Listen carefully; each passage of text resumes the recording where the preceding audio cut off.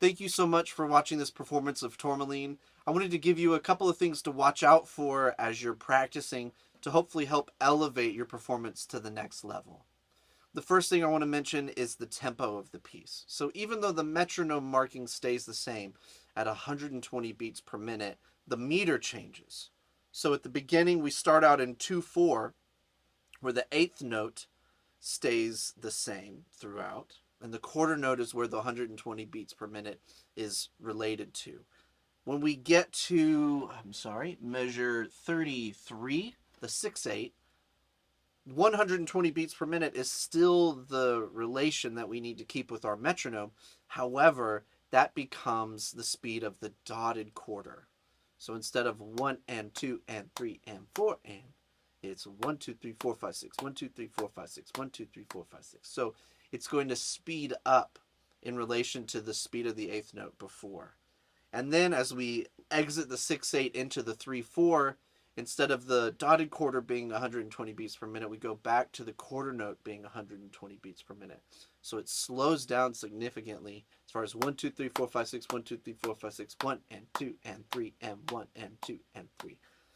And the ending is in cut time, so the half note becomes 120. So 1, 2, 3, 4, 1, 2, 3, 4. Now, if some of this didn't make sense, I recommend you do what I just did, which is that you turn on your metronome to 120 beats per minute, you clap along, and you say the speed of the subdivision. So at the beginning, it's 1 and 2 and 1 and 2 and then when it switches to the 6/8, it's 1, 2, 3, 4, 5, 6, 1, 2, 3, 4, 5, 6. And the 3/4 is 1 and 2 and 3 and 1 and 2 and 3 and then the cut time would be 1, 2, 3, 4, 1, 2, 3, 4.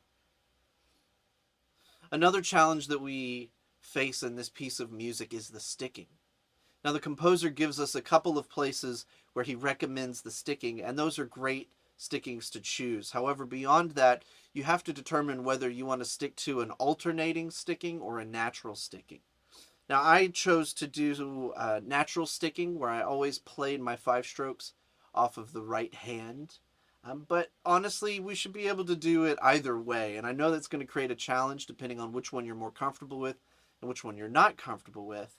But ultimately, if we want to grow as musicians, we should try to do every sticking. Now, when it comes to performing the piece, you don't want to be so involved in every sticking that it's hard to pick one. Instead, we want to make a decision as to whether it's an alternate sticking or it's a natural sticking, so that we can build confidence and consistency as we prepare for our performance. Another challenge that we have in this piece is the dynamics. So there are no dynamics written, but there are accents. And so the accents are to be created as an emphasis within whatever dynamic we played. I chose to play this at a mezzo forte or a forte level, a little bit on the stronger side, just so I could feel more confident in how I played. And therefore my accents had to be brought up above that. Now, in order to play the accents, I will just lift the stick slightly higher from where I was playing my other dynamic.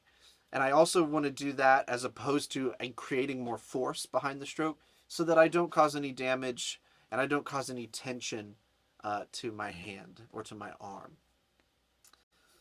Beyond that, as long as you can feel comfortable with the rhythms, feel comfortable with the meter changes as it relates to the tempo of 120 beats per minute, and you're comfortable with the sticking and the dynamics, I think you'll have a wonderful performance of this piece. So I hope you enjoyed this breakdown, as well as the performance of Tourmaline by Haskell Harr.